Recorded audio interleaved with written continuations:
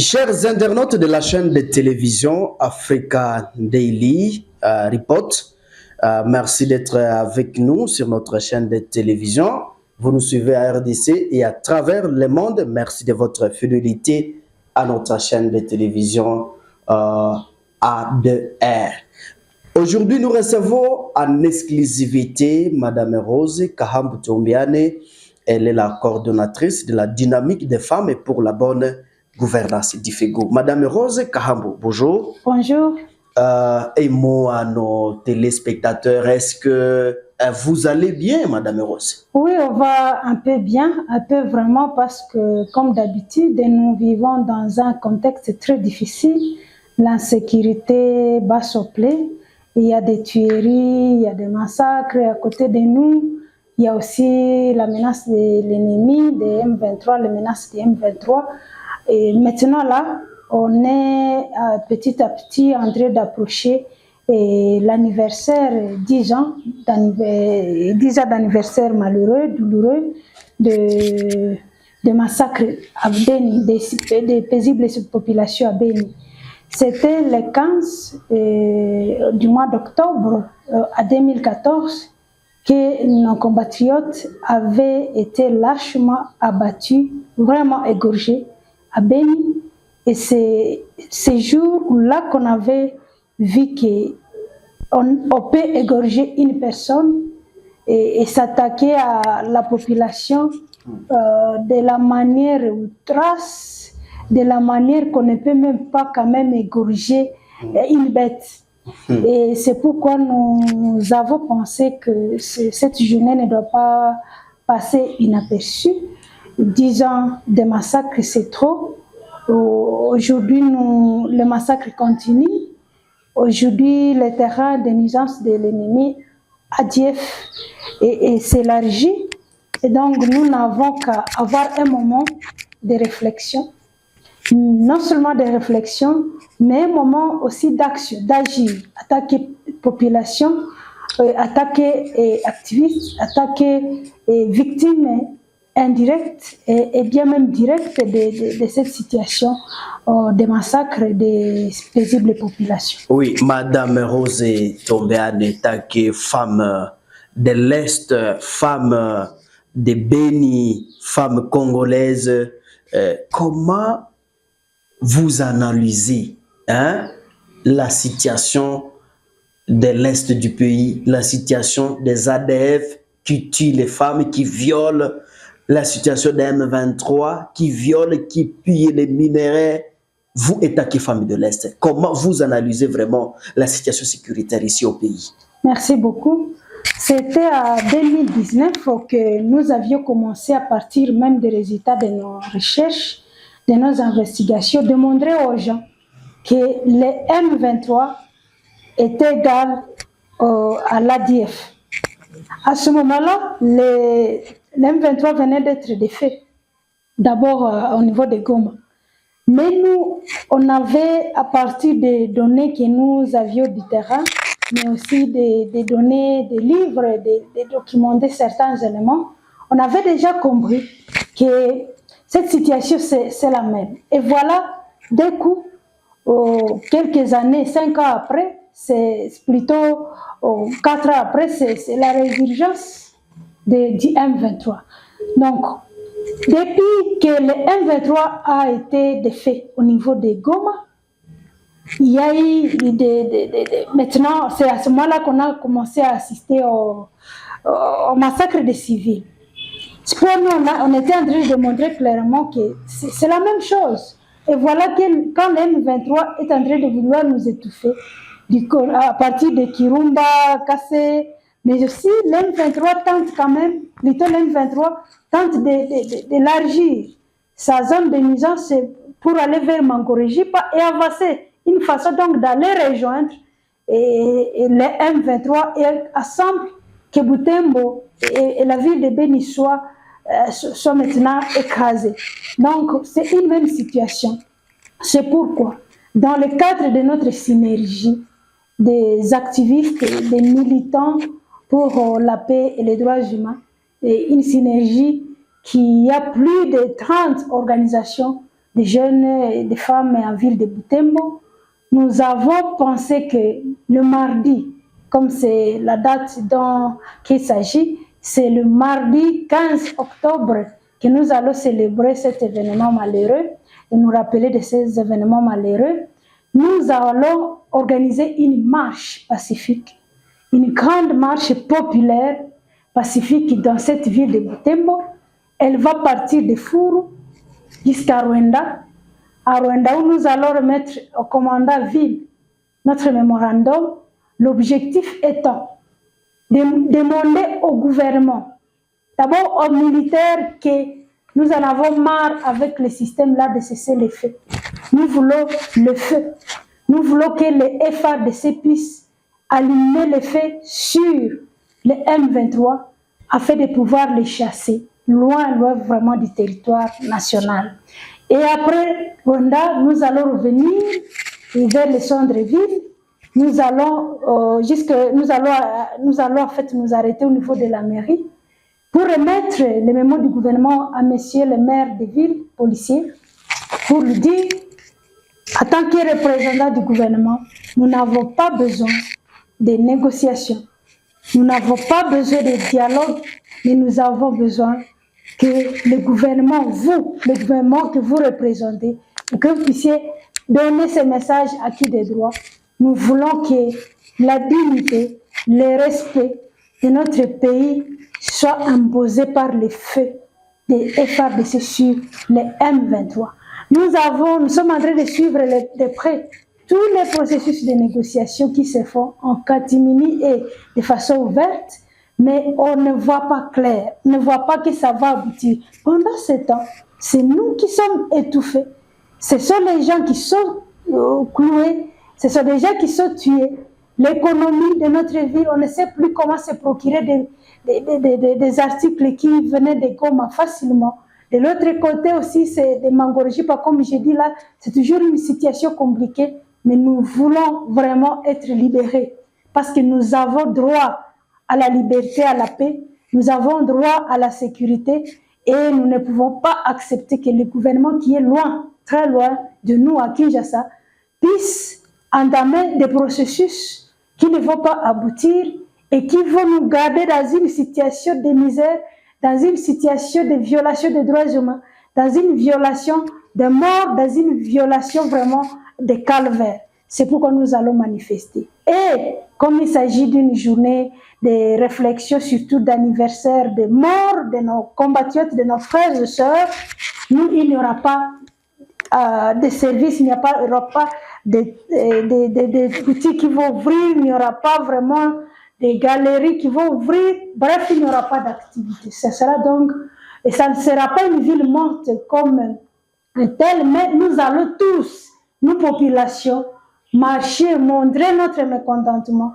Et puis face au tâtonnement diplomatique qui s'est fait par Kinshasa, et nous, comme victimes, nous allons demander au gouvernement de pouvoir imposer la paix. Et ce jour-là, nous allons marcher tous. C'est pourquoi nous allons profiter de cette caméra pour demander à toute la population, vieux et vieilles, jeunes filles et jeunes garçons, de pouvoir nous lever tous parce qu'il n'y aura pas d'école, il n'y aura pas cours, il n'y aura pas quoi que ce soit comme activité, parce que nous allons nous rappeler du début des massacres de nos compatriotes de Beni.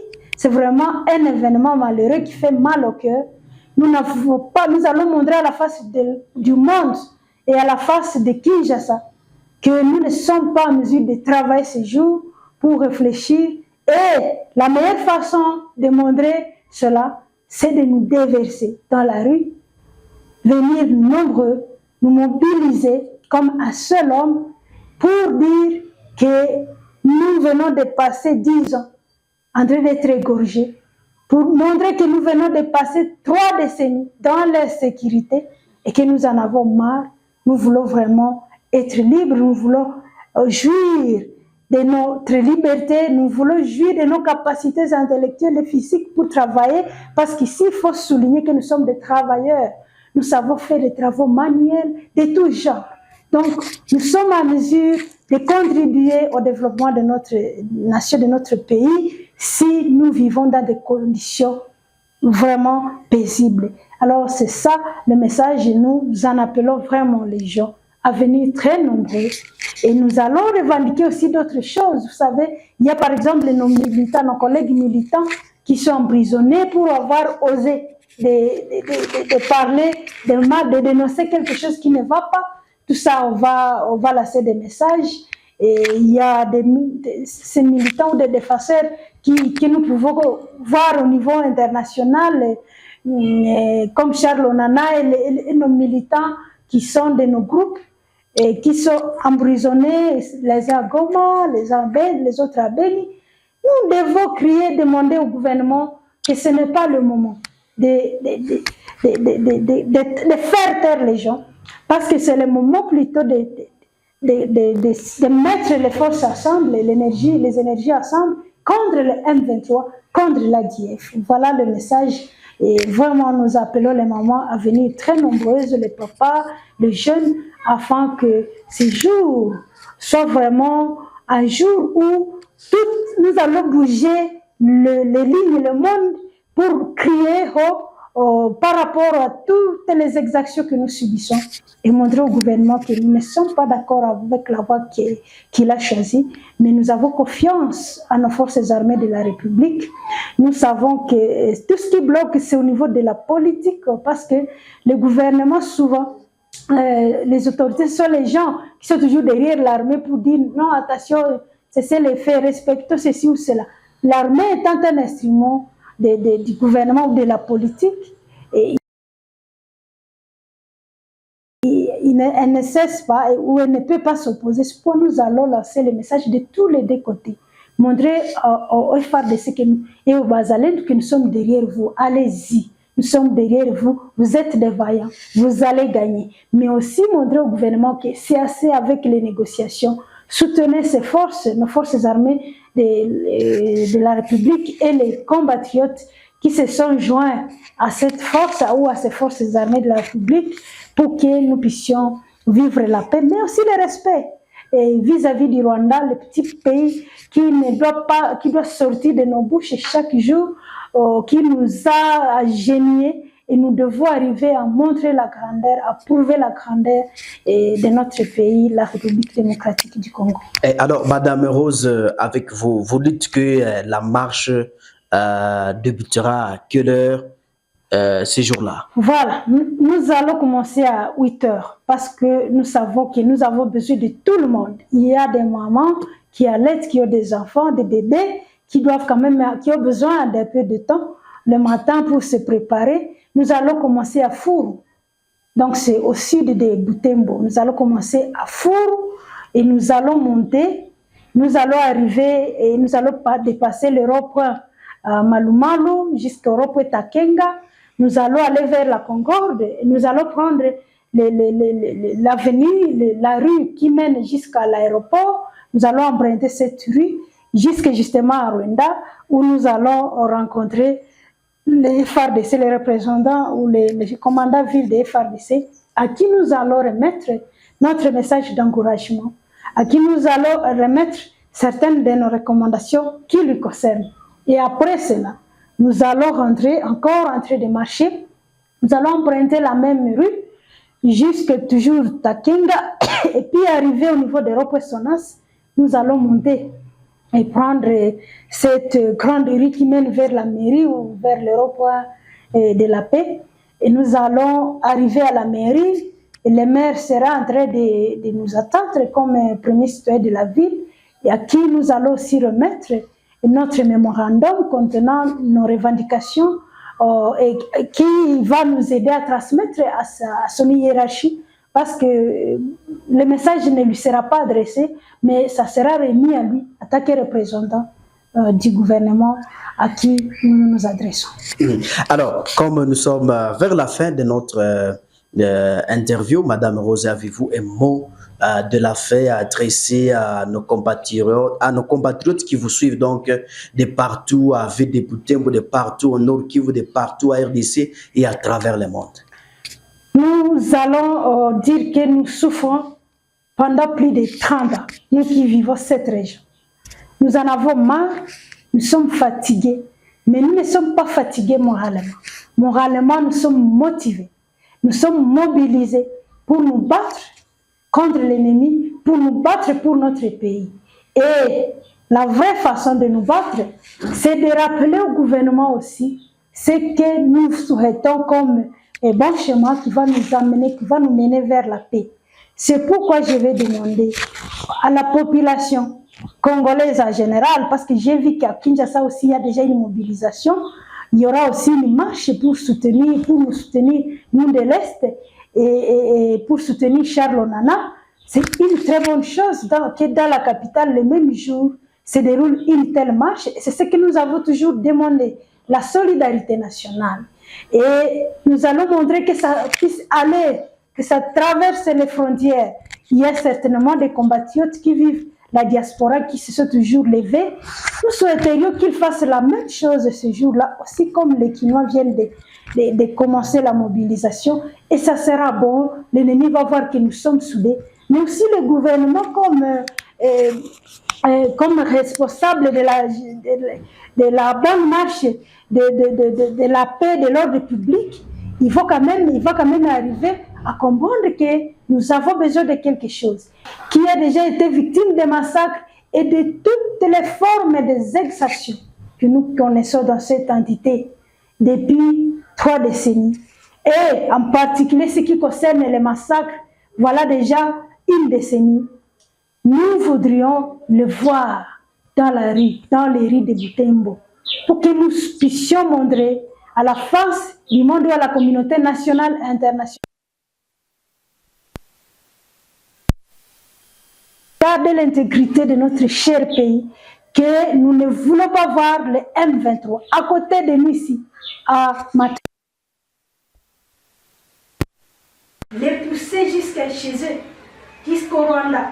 Nous voulons voir le gouvernement donner l'ordre, non seulement l'ordre, mais aussi outiller notre armée, à qui nous avons confiance, afin que l'ennemi puisse être anéanti en 100% au besoin pour chasser jusqu'au Rwanda et au besoin essayer même d'intimider les petits Rwandais lorsque nous allons les amener jusqu'à leurs frontières.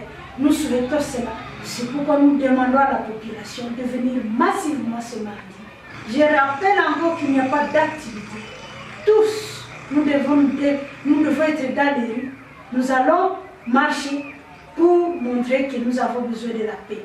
On va déjà prier le matin, chacun chez eux, chacun dans sa paroisse, parce que normalement dans chaque paroisse, il y a toujours des messes ou des cultes au niveau chaque matin. Nous allons commencer la messe, plutôt cette grande messe, oui, cette marche à Four. Soyez nombreux à Four, déjà à partir de 7 heures, parce que nous devons avoir le temps de nous ranger, de mettre quand même de l'ordre. Il n'y aura rien, parce que tout le monde a besoin de la paix. Il n'y aura rien, parce que les autorités n'ont pas besoin de la présence de l'ennemi sur le sol congolais.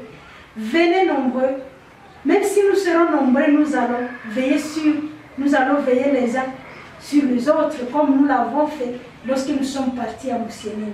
Venez nombreux, femmes, enfants, papas, jeunes garçons, même les personnes vivant avec handicap. Il faut que toutes les catégories, toutes les couches, nous puissions nous retrouver là-bas pour dire non, c'est assez. C'est cette ville qui est la cible des M23.